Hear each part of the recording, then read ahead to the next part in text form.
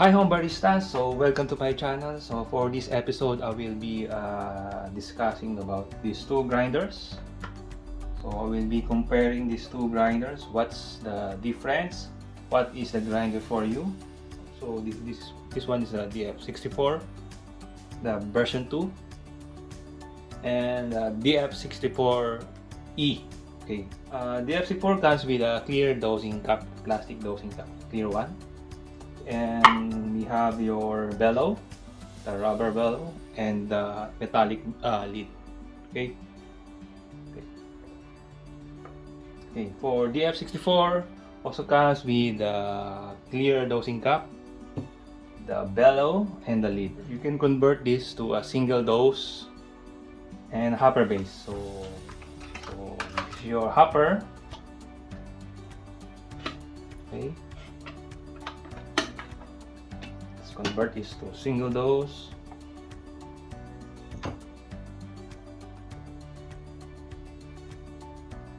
The difference between the two is basically this one is espresso focus, and this one you can use for espresso and filtered coffee. You can also use this one, the DF64E, for your filtered, but you need to disassemble this, then change the 0 point. Okay. If you are only brewing for espresso, then the F64E is for you. Let's discuss about the electronic dosing. So it comes with a manual, that time dosing for the single shot and the double shot. Okay. And this one, when you turn on, it will continue to run for about 40 seconds. Okay, let's talk about the noise. I find it just similar. So let's try now the manual, and then the F64 without the beans. Almost similar. I find that the F64E, when used with hopper and electronic dosing, is twice faster to grind.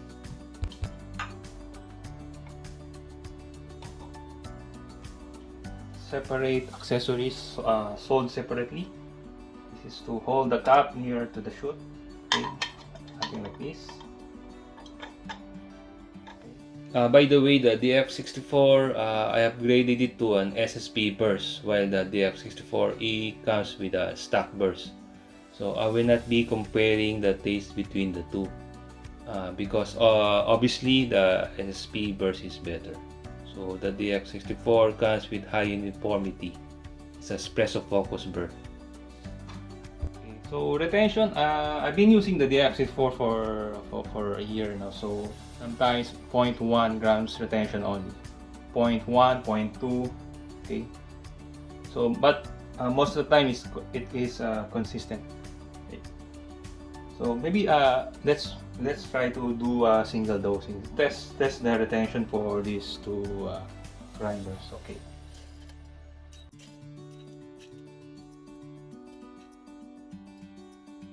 Okay, 18 grams.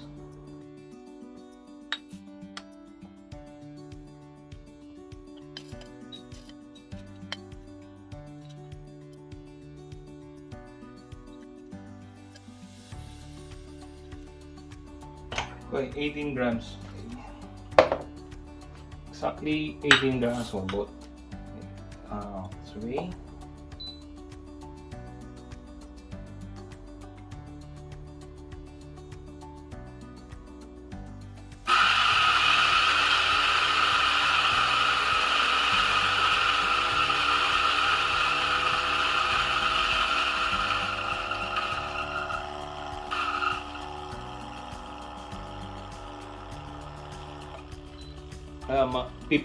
Around 15 seconds, so no more coffee ground coming from the chute. Then let's weigh.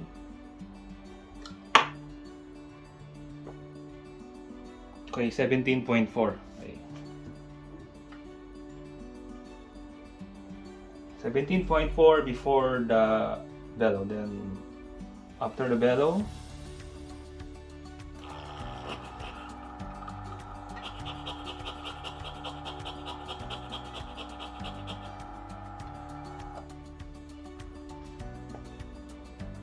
Okay, 17.9.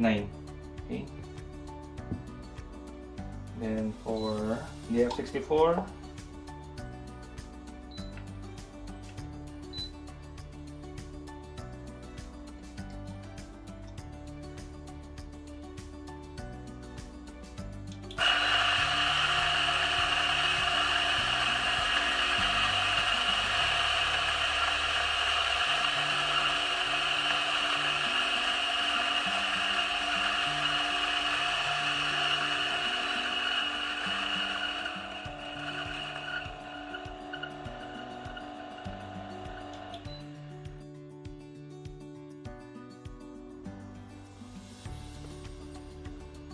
uh, 16.1.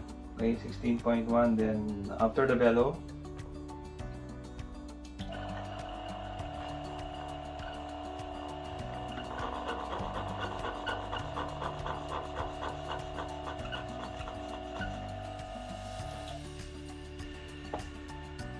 $17.9, or almost just 1.1 grams of tension. That's it. Okay, so now let's program the double shot for the DF64E double shot. So let's say 18 grams. So let's do it.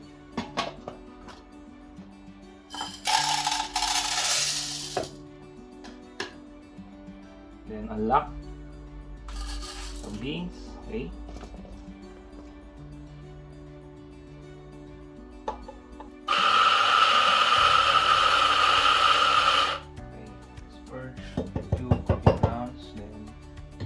Try to program.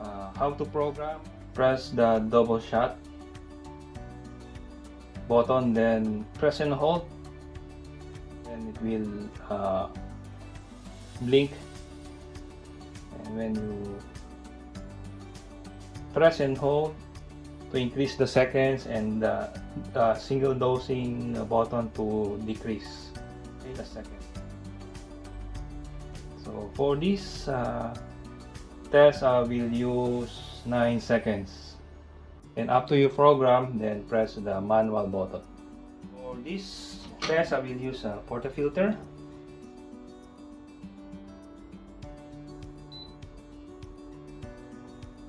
Okay, steps.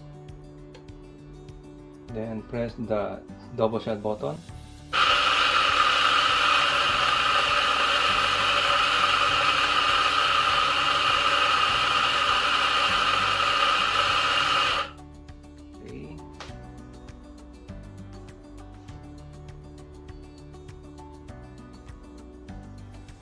It's too much, 22.9, so will decrease. Let's try the 7.5.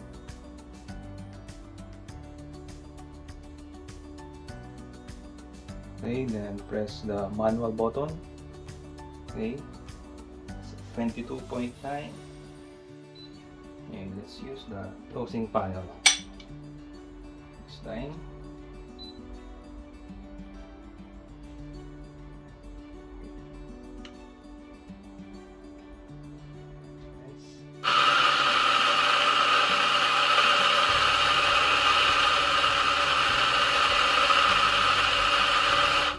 Okay.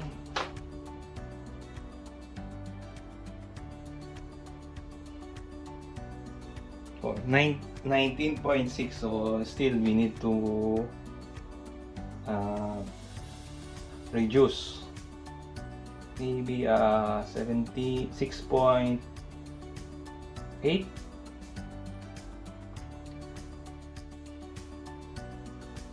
Okay, 6.8.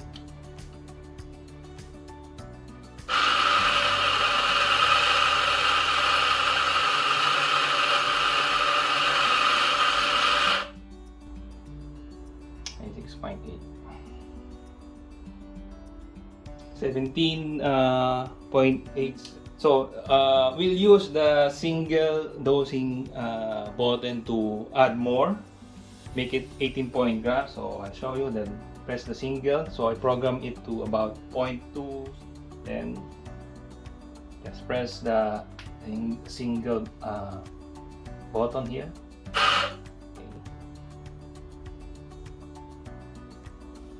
Okay. 18.8. 18.4. So remove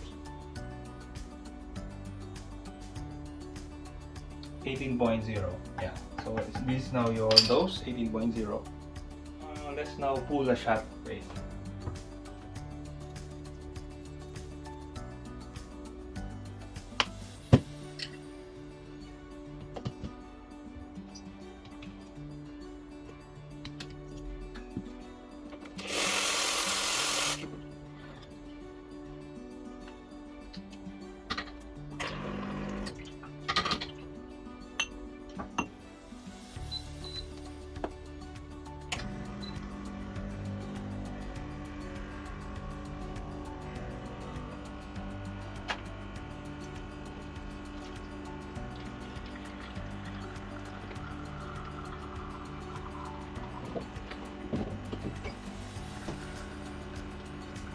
It's too fine.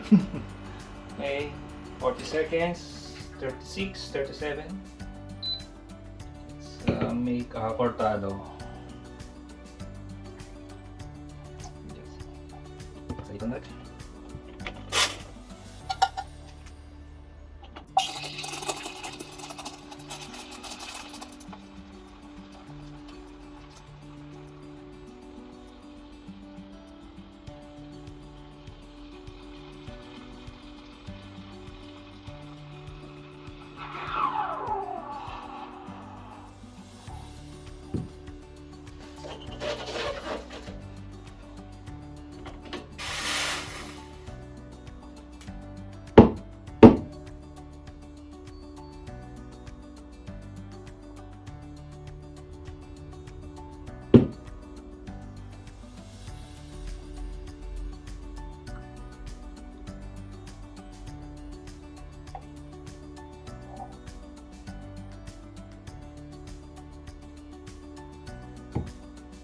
Cortado.